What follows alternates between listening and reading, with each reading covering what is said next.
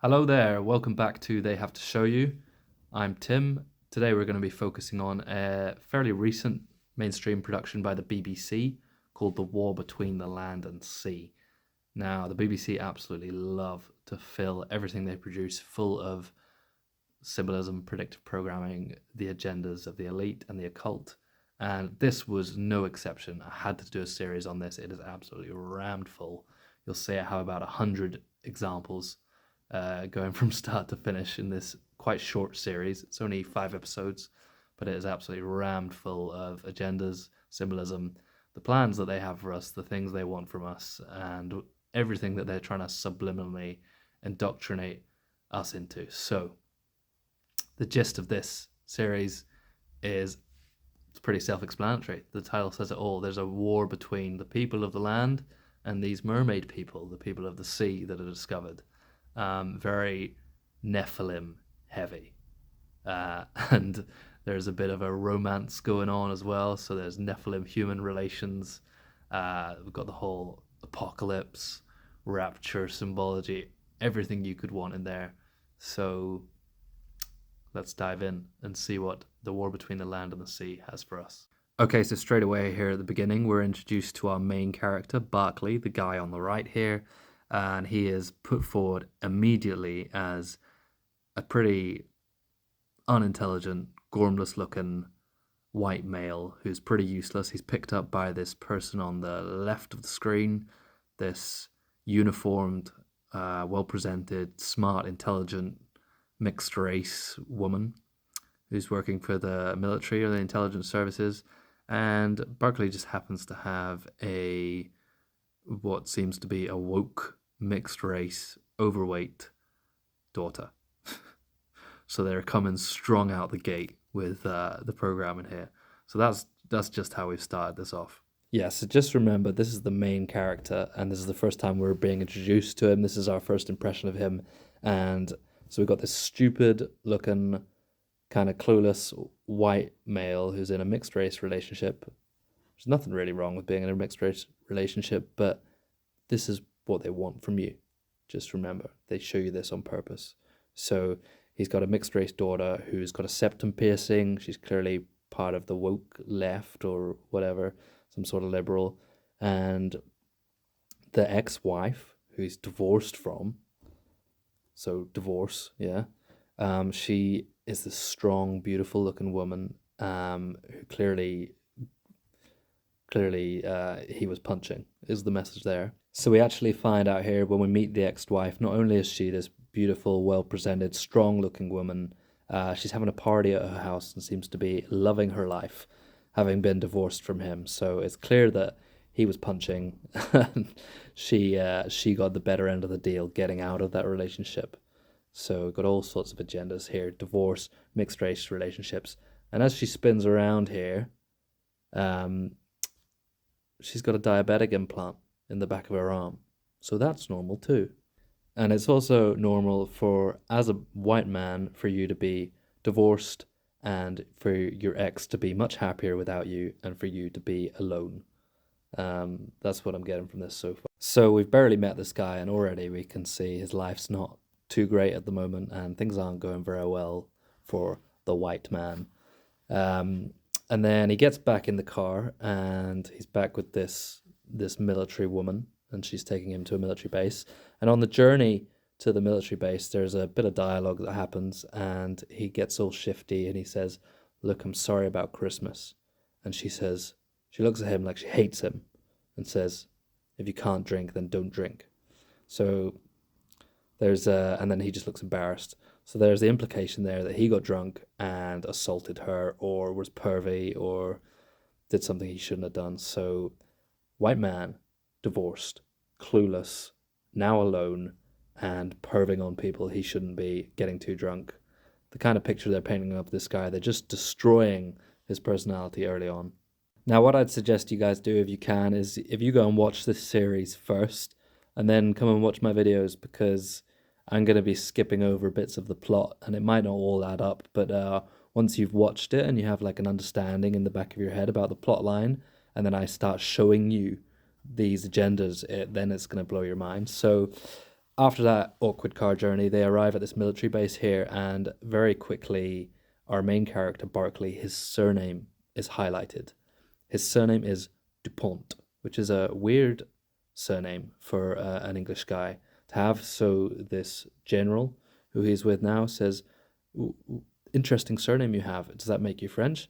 Now, Dupont, if you didn't know, is one of the bloodline families. It's a very prominent family, French origin in industrial American history. But yeah, it's a bloodline family name. So, and they highlight it here. So straight in there. And what's interesting, particularly, is just before this conversation happens, we get this frame that flashes up here where we have a prominent 2-2. We know they like to flag things. We don't necessarily know what their numerology all points towards, but we know they like to flag important things with numerology and gematria. So we just see a 2-2, and then instantly her surname, Dupont, is highlighted. It's highlighted several times further on throughout the series, but it just clearly shows you that it's important. And what they're trying to signal here, I don't know. But unless you are interested in the agenda of the elites in the occult and bloodline families, it would probably just pass over your head. But Dupont, instantly, we know that's a bloodline family, and we had a 2-2 just before it, so that makes our ears perk up, and we're like, what's this all about? Okay, so what happens next? After they've boarded the plane, we flash to the Mediterranean, and we hear the general talking over the radio to his troops, and he says, the Mediterranean is hostile territory. What this made me think of was, we know that movie that came out recently, Greenland 2, with Gerard Butler. That was predictive programming extravaganza as well. And in that movie, the meteorite Clark impacts in the Mediterranean. So I just thought, is there something going to be going on in the Mediterranean? And then there already is something going on in the Mediterranean. We have the migrant crisis going on. And the next scene directly after this kind of makes me think it might be more to do with that. But eyes should probably be on the Mediterranean for something, but it's probably the migrant crisis because of this next one here. So this next scene that made me think that them talking about the Mediterranean being hostile territory is probably to do with the migrant crisis. We flash to some soldiers. Their ethnicities is interesting to note, but maybe absolutely nothing to do with it. But we also hear over the radio, village is evacuated, the entire coastline belongs to us. So what I'm getting from that is they've pushed the locals out. They've evacuated the village. They've pushed the locals out.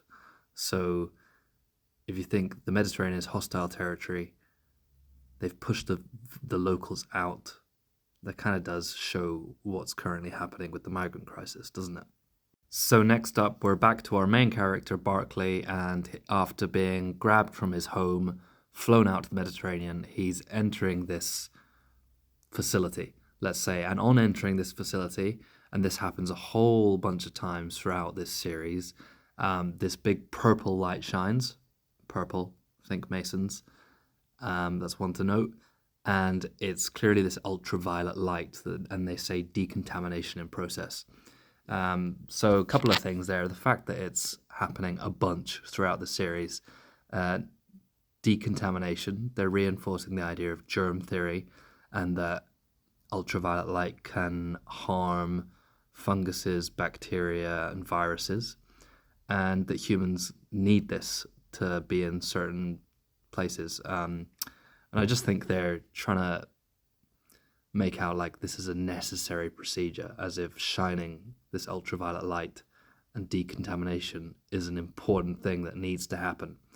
But the fact that it's actually a purple light, I think, is something that we should pay attention to.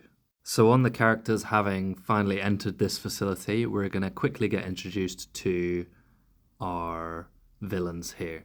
The mermaid people, the people from the sea, the people of the sea. I feel like it should have just flashed up on screen here, Nephilim. It doesn't look like the mermaids that we are used to in mythology and in folklore. This looks like a animal-human hybrid. It looks very demonic. It's got the little horns out the side.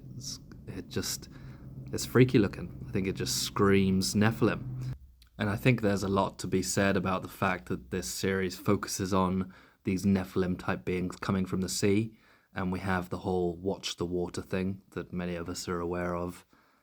So maybe they're pointing us to something here, that this whole watch the water thing and the Nephilim, maybe this is all going to combine in the end, and that's what we're going to see happen.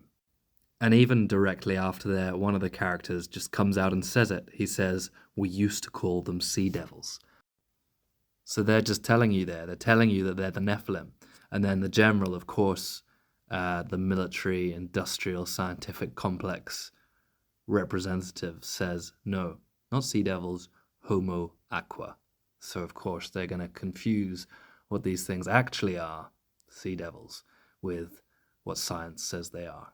And then, if they hadn't hinted at it enough, in the next scene they say the genitals come from reptilian sources. So, and then there's a little cheeky trans agenda pushed in there because we have this Asian scientist here saying they've got male and female genitals. So these transgender reptilians, sea devils, that's what we've got going on here. So I can't believe the amount of agendas they're managing to fit in here, guys. That's part one. We'll see in part two. We'll keep diving into this. It's absolutely rammed full of predictive programming, of messaging, of symbology, of agendas. So we'll keep going. So I'll see you in the part two.